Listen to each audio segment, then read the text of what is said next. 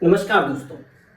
अभी हाल ही में मैंने एक पॉलिटिकल लीडर को ये कहते हुए सुना कि हम जो हार जाते हैं इलेक्शन में वो इलेक्ट्रॉनिक वोटिंग मशीन की वजह से हार जाते हैं, यानी ईवीएम की वजह से हार जाते हैं। ये सिस्टम धांधली वाला है।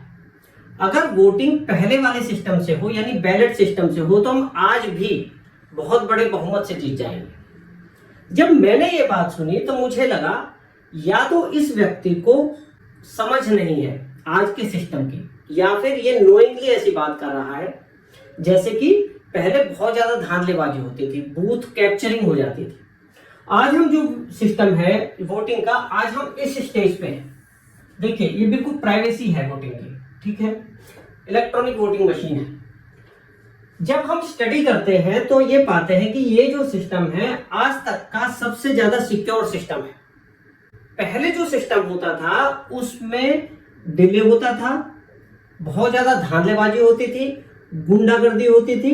उसके बदले में ये सिस्टम उससे बहुत बेटर है। हम ये जर्नी जो वोटिंग जर्नी है, भारत की वोटिंग जर्नी, हम इस वीडियो में इसी टॉपिक को कवर करेंगे कि पहले किस तरीके से वोटिंग होती थी, आज किस तरीके से वोटिंग होती है, और जो आज का जो सिस्टम है उसमें क्या क्या प्रिकॉशंस लिए गए हैं। जो पहले की जितनी भी कमियां थी वो सारी इंप्रूव की गई है, प्लस इसमें कहीं और से भी जो आज के सिस्टम को देखते हुए कुछ भी धांधलेबाजी हो सकती है उससे इसको बचाने के लिए क्या क्या सिस्टम इसमें लगाए गए हैं। तो आज की हमारी वीडियो वोटिंग जर्नी पे होने वाली है कि 1950 से लेके आज तक की वोटिंग में क्या क्या बदलाव हुआ। इससे आपको पिक्चर क्लैरिटी आएगी, खास करके जो आज की युवा जनरेशन है उसको पता चलेगा कि वो कितने अच्छे समय में है, वो कितने अच्छे तरीके से वोटिंग कर पा रहे हैं। शुरू करते हैं। सबसे पहले अगर हम 1951-52 की बात करें, जब सबसे पहले जब इलेक्शन हुए थे तो उस समय जो वोटिंग सिस्टम था वो था ballot papers and multiple box system. यानी कि जो बैलेट बॉक्स थे वो मल्टीपल यूज होते थे। हर कैंडिडेट के लिए एक बैलेट बॉक्स अलग से होता था। जैसे कि देखिए 1 2 3 4 5 6 7 जितने भी कैंडिडेट होते थे हर कैंडिडेट का अपना एक बॉक्स होता था। तो जो वोट देने वाला व्यक्ति था वो जाके उस अपनी पर्ची बना के जो भी जिस कैंडिडेट को भी उसे वोट देना है उसमें जाके वो वोट डाल देता था। This was the system. अब इस सिस्टम के बहुत सारे लिमिटेशंस थे। सबसे पहली बात देखिए, ये व्यक्ति जिस बॉक्स में वोट डाल रहा है, सब लोग खड़े हुए हैं जो इसे देख रहे हैं, उन्हें पता है कि इस व्यक्ति ने इस पार्टी को, इस कैंडिडेट को वोट दिया है। तो यहां पे वोट की प्राइवेसी नहीं थी। दूसरी बात, 15 कैंडिडेट है तो 15 बॉक्स है, 15 बॉक्स। अब हर बूथ पे अगर 15 बॉक्स होंगे तो उन बूथ को जहां हमें काउंटिंग करनी है, जहां हमें स्टोर करने हैं, सिक्योर रखने हैं, इतने सारे, अगर फॉर एग्जांपल अगर 200 बूथ हैं, है ना, और 15 कैंडिडेट हैं तो 200 गुणा 15 इज इक्वल टू 3000 बॉक्स हमें मैनेज करने हैं। 3000 बॉक्स का जो हमारा लॉजिस्टिक खर्चा है ना, उनको रखने की जो स्पेस चाहिए वो बहुत ज्यादा है। इसलिए जो ये वाला सिस्टम है ये बहुत प्रॉब्लमेटिक सिस्टम था। अच्छा, और इसमें और क्या क्या चीजें प्रॉब्लम थी? एक तो सिक्रेसी की प्रॉब्लम हो गया, एक लॉजिस्टिक बर्डन बात हो गई। तीसरी बात ये थी कि उसमें जब हम वोट डालते थे तो अब मैनुअली काउंट किया जाता था। ठीक है, वोट को मैनुअली 1 2 3 4 पर्चियां काउंट की जाती थी। अब 3000 बॉक्स को खोलना, हर पर्ची को काउंट करना, तो मैनुअल एरर के भी बहुत ज्यादा चांसेस होते थे। तो काउंटिंग में डिफिकल्टी होती थी, प्रोसेस स्लो हो जाता था और काउंटिंग में एरर के चांसेस बहुत ज्यादा होते थे। दूसरी बात, ये तो प्रॉब्लम हो गई एडमिनिस्ट्रेटिव प्रॉब्लम। और क्या इश्यूज थे उसमें? जब ये जो बॉक्स था, अब ये नहीं पता कि अगर ये वाला बॉक्स है इस पे खाली सील लगी हुई है, ठीक है, जब ये स्टोर रूम में जाते थे या काउंटिंग के टाइम पे कहीं पे भी जहां पे भी चांस मिला, इस बॉक्स को कहीं पे भी किसी भी स्टेज पे बदला जा सकता था। यानी कि ये बॉक्स उठाया और कोई नकली जो फर्जी बॉक्स है जिसमें वोट डाली हुई है उसको इससे रिप्लेस कर दिया जा सकता था। तो वोटिंग, जो फर्जी वोटिंग के चांसेस बहुत ज्यादा होते थे, क्योंकि इस बॉक्स में क्या अंतर है? कोई अंतर नहीं होगा, है ना। ऐसी एक सील, ऐसा एक पेपर इस पे लगाया और इसको रिप्लेस करके इसको लगा दिया। तो क्या होता था कि जो फर्जी वोटिंग के चांसेस बहुत ज्यादा थे। दो बातें थी, एक तो बॉक्स यूं का यूं रिप्लेस कर दिया, दूसरे से कर दिया, या फिर पर्चियां यूं की यूं किसी बॉक्स में ढेरों पर्चियां डाल दी एक साथ, ठीक है। तो ये सिस्टम बहुत यूजफुल मतलब उस टाइम के हिसाब से ओके, क्योंकि हमारी इलेक्शन प्रोसेस शुरू ही हुई थी 1950 में 51 में। लेकिन अब इसको रिप्लेस कर दिया हमने हमने कैसे शिफ्ट किया, सिंगल बैलेट पेपर सिस्टम से 1960 आते आते हमने ये सिस्टम शुरू कर दिया। इसमें क्या करते थे इसमें हम क्या करते थे कि एक पेपर है उसमें सारे कैंडिडेट्स के नाम लिखे हुए हैं, ठीक है, कैंडिडेट के आगे उसका सिंबल लिखा हुआ है। अब जो वोट देने वाला बंदा है स्टैंप लेता था और जो कैंडिडेट उसे देना है वहां पे वो स्टैंप लगा देता था और उस स्टैंप को बैलेट बॉक्स में डाल देता था। दिस वाज द प्रोसेस, ठीक है। इसको बोला गया कि सिंगल बैलेट सिस्टम। अब इसमें क्या इश्यूज होते थे, सबसे ज्यादा प्रॉब्लम ये होता था कि यहाँ पे जब स्टैंप लगता था तो किसी बंदे ने ऐसे स्टैंप लगा दिया, किसी बंदे ने ऐसे स्टैंप लगा दिया, तो ये पता नहीं पड़ता था कि जो वोट है वो इस कैंडिडेट को दी गई है या इस कैंडिडेट को दी गई है। यानी कि वोट जो है वो अमान्य हो जाता था, इनवैलिड हो जाता था। एक चीज क्या होती थी कि देखो सब लोग पढ़े लिखे तो होते नहीं थे, है ना, या पढ़े लिखे होते भी हों तो सब लोग इतना केयर नहीं करते। फॉर एग्जाम्पल गलती से इस पे वोट लगा दिया, इस पे स्टैंप लगा दिया, अब पता पड़ा अरे यार ये तो गलत हो गया, तो ये काटा और इस पे लगा दिया। इस तरीके से करके 10 से 15% वोट इनवैलिड हो जाते थे, 10 से 15% वोट इनवैलिड हो जाते थे। तो इसकी ये सबसे बड़ी प्रॉब्लम थी। जो पहले वाला सिस्टम था उससे ये बेटर था, क्योंकि ये प्राइवेसी बना के रखता था, पता नहीं पड़ता था किस कैंडिडेट ने कहां पे वोट दिया है। बॉक्स की जो प्रॉब्लम थी, बहुत सारे बॉक्सेस हो जाते थे, जो लॉजिस्टिक इशू था वो भी यहाँ पे खत्म हो गया। लेकिन जो ये वाला जो इशू है ये यहाँ पे काफी बड़ी प्रॉब्लम थी। दूसरी बात क्या थी, यहाँ पे भी मैनुअली ही काउंटिंग की जाती थी। जितनी पर्चियां आ गई जिस कैंडिडेट के वो सेपरेट की जाती थी, फिर वो काउंट की जाती थी, तो वो सारा मैनुअल काम होता था। उसमें टाइम बहुत ज्यादा लगता था, plus manual error, human error होने के चांसेस बहुत ज्यादा रहते थे। और इसमें क्या इशू था, एक इशू सबसे बड़ा इसमें यह था, बूथ कैप्चरिंग की प्रॉब्लम यहाँ पे बहुत ज्यादा होती थी। बूथ कैप्चरिंग क्या है, यानी कि जहां पे वोटिंग डाली जा रही है वहां पे कुछ सो कॉल्ड दबंगे लोग इकट्ठे हो गए, ठीक है। अब वो जिसे चाह रहे हैं उसको वोट दिलवा रहे हैं, उन्हें लग रहा है कि भाई फलानी पार्टी का बंदा है तो उसे घुसने ही नहीं दे रहे, वो वहां पे जम के बैठ गए। उन्होंने पर्चियां बनाई। अब जो ये पर्चियां हैं, ठीक है, अपना भाई तो क्या नाम है तेरा, नरसिंह नाम है, नरसिंह लिखा, उसके नाम अपनी खुद से स्टैंप लगाई और इसमें डाल दी।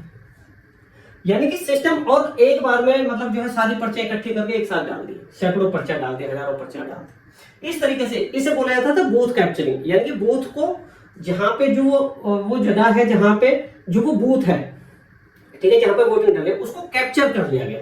यानी कि कुछ लोगों ने जाके वहां पे फिजिकली अपना दम दिखा दिया कि भैया हमारे हिसाब से होगा, जो आया सबकी पर्चियां इकट्ठी की, या फिर जिसकी फाड़नी है उसकी पर्ची फाड़ दी, पर्चियां इकट्ठी की, हाँ भाई अपना लोगों का नाम लिखा, अपने हिसाब से स्टैंप लगाए और उसमें एक साथ डाल। तो ये जो बूथ कैप्चरिंग का जो सिस्टम था वो बहुत ज्यादा हो गया था।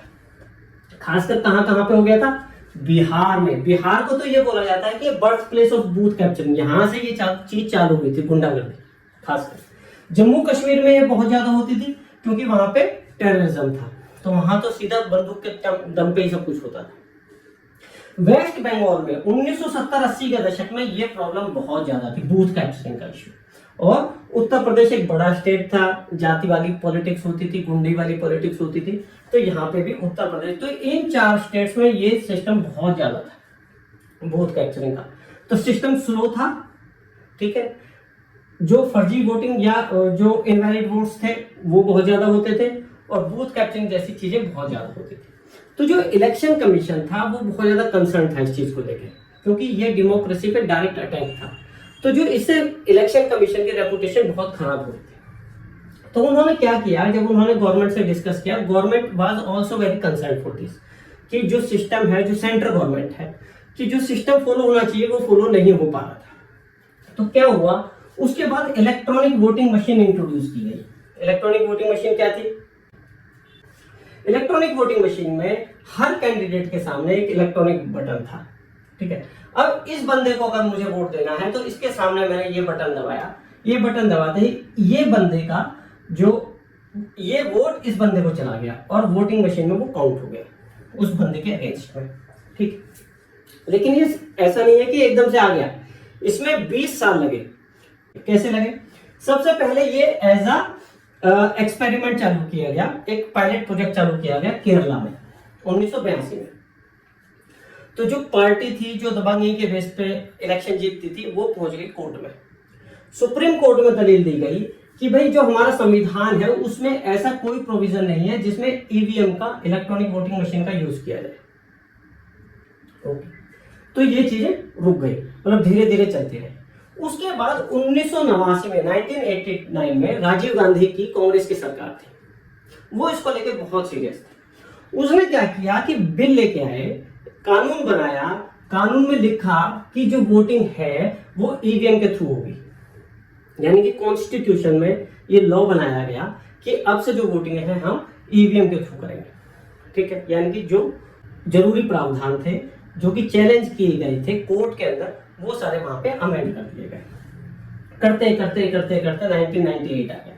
3 साल के अंदर जब अटल बिहारी वाजपेयी की गवर्नमेंट थी सेंटर में, तो पायलट प्रोजेक्ट शुरू किया गया। ये सब चीजें इलेक्शन कमीशन अपने एंड में कर रहा है। ठीक है, 2004 आते आते 2004 में जब कांग्रेस की सरकार थी, ठीक है, वो इस चीज को लेकर सच में कंसर्न थी। तो 2004 में लेके पूरे देश में इलेक्ट्रॉनिक वोटिंग मशीन से वोटिंग कराई गई। इस सिस्टम से क्या हुआ, जो पहले की जितनी भी गड़बड़ियां होती थी वो सारी इलेक्ट्रॉनिक वोटिंग मशीन सिस्टम में कवर कर ली गई थी। यानी कि उनको वो प्रॉब्लम्स ना हो उसके लिए इसमें प्रावधान किए गए थे। क्या क्या प्रावधान किए गए, एक बार में एक वोट डल सकता है। अगर आप देखोगे ये वाला देखिए, एक बार में एक ही बटन तो दबेगा, अगर 2 बटन एक साथ दबा दे तो बात नहीं बनेगी। एक बार में एक ही बटन दबेगा, एक बटन दबेगा तो एक ही बंदे को वोट जाएगा एक बार में। ठीक है, कहने का मतलब यह है कि जो बॉक्स सिस्टम होता था उसमें एक बार में कितनी सारी पर्चियां डाल दो, ठीक है, तो सारा रिजल्ट चेंज हो जाता था। अब यहाँ पे क्या होगा, एक बार में एक वोट चलेगा। दूसरी बार जब एक बार मैंने बटन दबाया तो वो कुछ टाइम लेगा प्रोसेस होने में, दूसरा वोट डालने से पहले कुछ टाइम लगेगा 5 सेकंड का।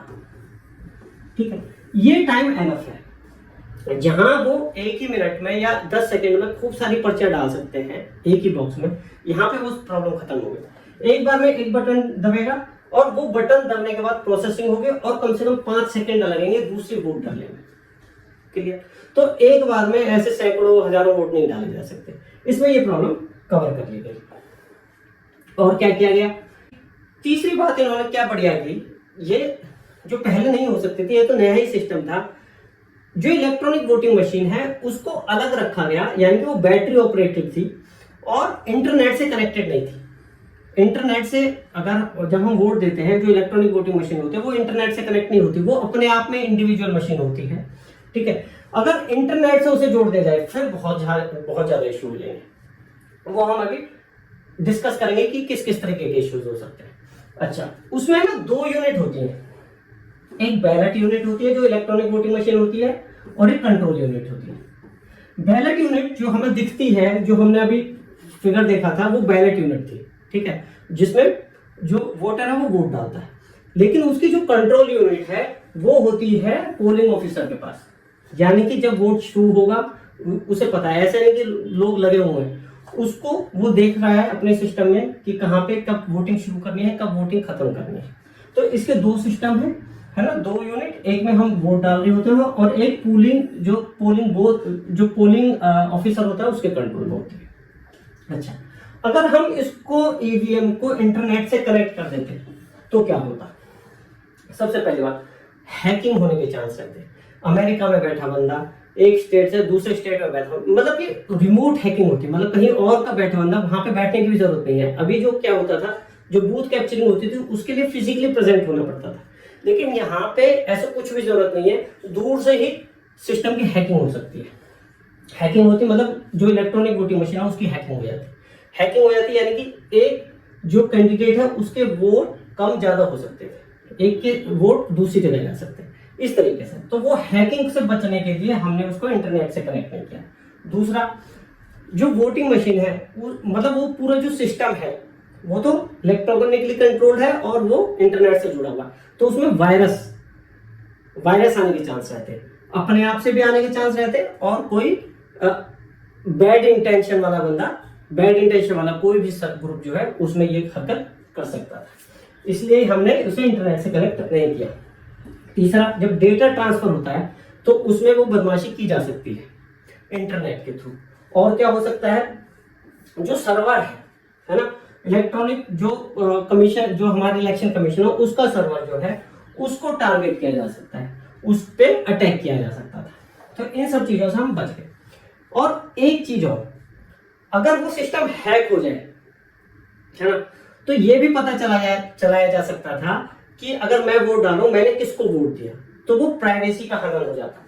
तो ये सारी चीजें अगर हम इंटरनेट से कनेक्ट कर देते ईवीएम को तो ये सारे इश्यूज हो सकते थे। इसलिए हमने क्या किया, वो इंटरनेट से कनेक्ट ना होकर बैटरी ऑपरेटेड एक वो अपने आप में एक इंडिविजुअल सिस्टम है। अब क्या हुआ, तब भी उसमें गुंजाइश थी। गुंजाइश कैसे थी उसमें, कि इलेक्ट्रॉनिक वोटिंग मशीन ने जो रिजल्ट दिया उसको कैसे एंश्योर किया जाए कि ये सही है, पता नहीं क्या प्रॉब्लम आ जाए इलेक्ट्रॉनिक चीज में। तो उसके लिए वीवीपैट सिस्टम चालू किया गया। वीवीपैट का मतलब है voter verified paper audit trial. मतलब इसमें क्या सिस्टम है, मैंने ये बटन दबाया, इस बंदे का, जिस बंदे को मैंने वोट दिया वो कैंडिडेट, साथ में एक वीवीपैट मशीन लगी हुई है, यहाँ पे वो कैंडिडेट का नाम दिखेगा, उसका सिंबल दिखेगा कि मैंने इस बंदे को वोट दिया है, और ये इस पर्ची में वो नाम दिखेगा। ये पर्ची लेकिन मुझे नहीं मिलेगी, ये पर्ची ऑटोमेटिकली नीचे बॉक्स है उसमें गिर जाएगी। क्लियर? अगर ये पर्ची मुझे मिल जाती तो वो पर्ची मुझसे किसी और को मिल सकती है, मतलब कि एक वो हो जाता कि किस बंदे ने किसको वोट दिया है।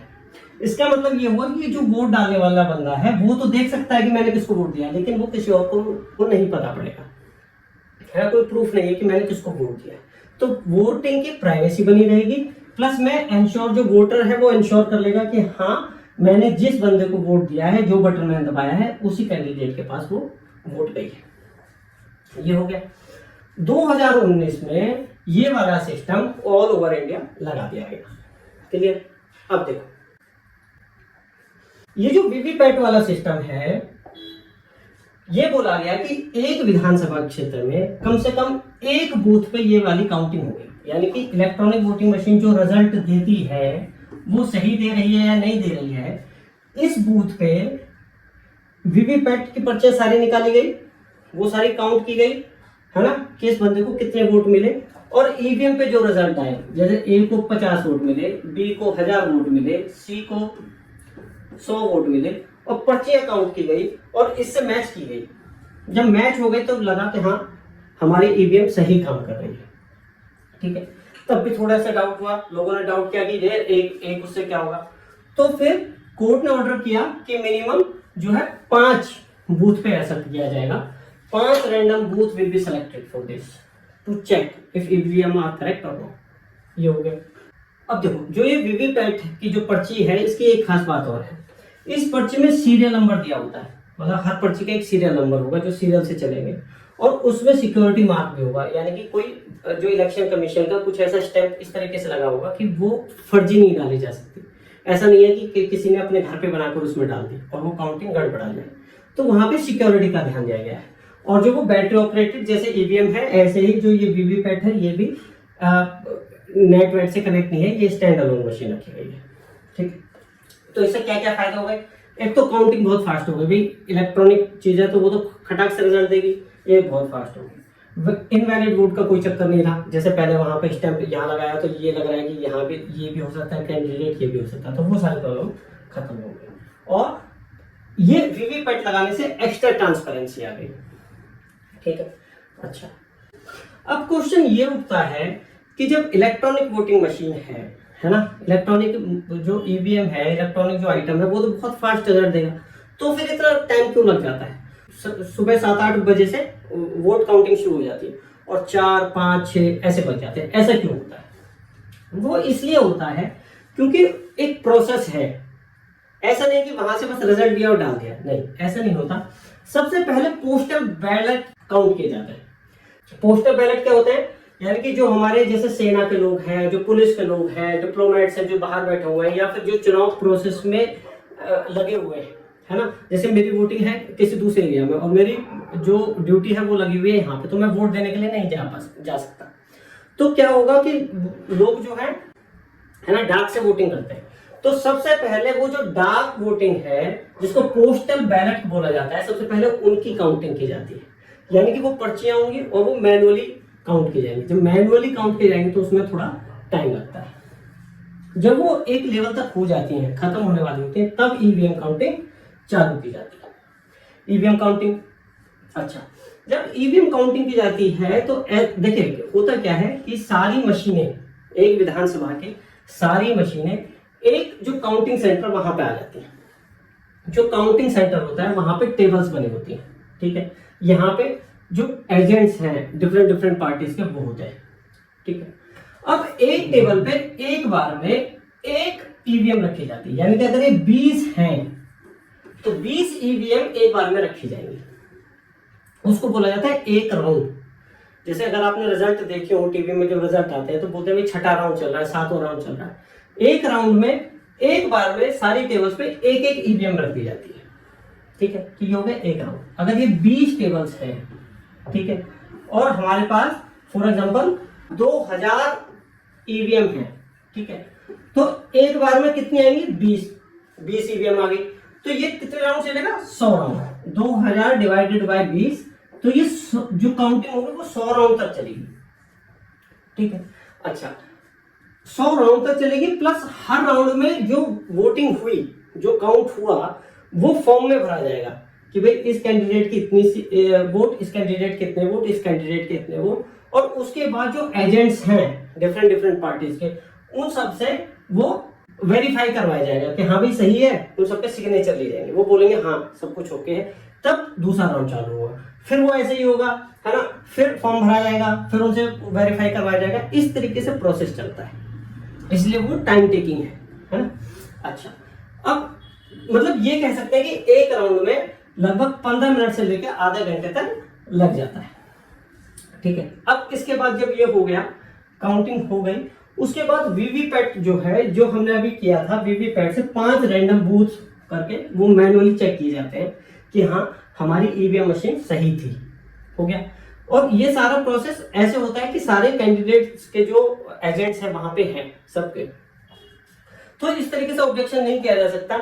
आप कभी भी देखते होंगे कि ऐसे केसेस बहुत ही कम होते हैं, बहुत ही रेयर होते हैं जहां पे काउंटिंग के टाइम पे लोग ऑब्जेक्शन करते हो, है ना। ऑब्जेक्शन किए जाते हैं 15 मतलब महीने भर बाद, जिसका अब कोई औचित्य नहीं है, कोई मीनिंग नहीं है। यानी कि प्रोसेस बहुत काफी हद तक ट्रांसपेरेंट है ना। उसके बाद क्या होता है, जब सारा फॉर्म फिल हो जाता है, सारी वो काउंटिंग हो जाती है, तो जो ऑफिसर है ना, वो सारा मैच करता है अपनी तरफ से, सारे देखता है अपने से। जब वो इंश्योर कर लेता है कि हाँ सब कुछ ठीक है, तब जाकर रिजल्ट अनाउंस किया जाता है। इसलिए इतना टाइम काउंट करने में, मतलब जो रिजल्ट अनाउंस करने में लग जाता है। अच्छा, जो सिक्योरिटी है, अब जो ईवीएम मशीन हो उनको कैसे सिक्योर किया जाता है? जब वोटिंग हो जाती है तो वो जो स्टोर में रखी जाती है उसमें 24/7 सीसीटीवी कैमरे लगे होते हैं। सेंट्रल पुलिस उसकी निगरानी करती रहती है, ठीक है। और जहां पे रखे जाते हैं ना, वहां पे कैंडिडेट्स के एजेंट्स भी होते हैं कि भाई कहीं कोई बदमाशी तो नहीं हो रही, है ना।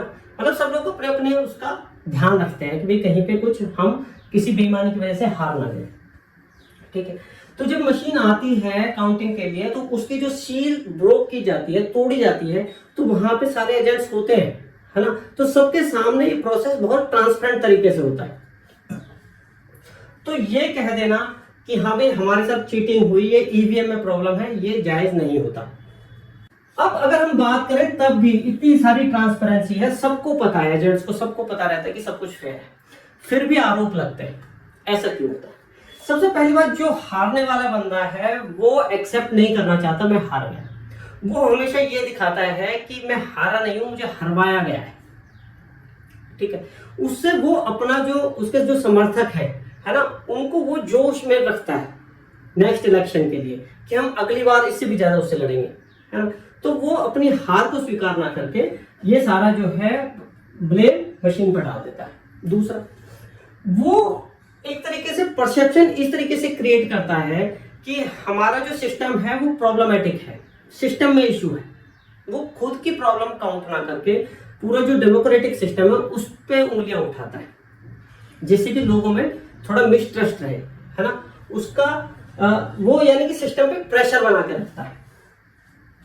अच्छा, कई बार क्या होता है कि सच में गलती हो भी जाती है। गलती किस टाइप की होती है, जैसे कि हर जो ईवीएम है उसकी एक आईडी होती है, ठीक है। तो वो आईडी फॉर एग्जांपल गलत लिख दी या फिर गलत, जैसे कि 4 का 8 बन गया, 6 का 8 बन गया, तो 8 कोई दूसरी मशीन पे, तो बोले कि हाँ भाई 2 मशीन है 8 नंबर की कैसे हो गई, है ना। तो इस तरीके से जो ह्यूमन एरर है उसको बहुत बढ़ा चढ़ा के पेश कर दिया जाता है। वो एक ह्यूमन एरर है जो कि होता ही है, हो ही सकता है, ठीक है। अच्छा, एक चीज होती है कि जैसे पहले का जो सिस्टम था वो इस तरीके का सिस्टम था कि जहां बूथ कैप्चरिंग होती थी, जहां सच में इश्यूज थे, तो जो पुराने लोग हैं, है ना, जिन्होंने बेईमानी होती देखी है, सुनी है, अखबारों में पढ़ी, उनको अभी भी लगता है कि यार जब पहले हो सकता था तो अभी भी हो सकता है। तो जो हिस्टोरिकल जो मेमोरीज हैं, है ना, वो उनको कंपेल करती हैं कि हाँ बेईमानी हुई होगी। तो इस तरीके से सिस्टम बहुत ट्रांसपेरेंट होते हुए भी, है ना, बहुत ट्रांसपेरेंट होते हुए भी ब्लेम लगते हैं, लगाए जाते हैं। अच्छा, अब जो हारने वाला बंदा है या हारने वाली पार्टी है, जो अपोजिशन पार्टी है, वो किस तरीके का और क्लेम करती है या किस तरीके की शर्तें रखती है। वो कहती है कि भाई 5 बूथ ही क्यों, मतलब जो वीवीपैट है आप 5 बूथ पे रेंडमली चेक करते हो, 5 बूथ ही क्यों, आप 100% क्यों नहीं करते। अब उनको ये पता है कि 100% ना इजी नहीं है। 100% का मतलब क्या हो गया कि सब कुछ मैनुअल होगा, हर बूथ की जो ईवीएम चेक होगी, तो वो तो बहुत लंबा प्रोसेस हो जाएगा, यानी कि वो कई दिन ले लेगा। तो वो और तरीके के इश्यूज हो जाएंगे कि हाँ भाई चीटिंग हुई है, इतने दिन क्यों लग रहे हैं, है ना।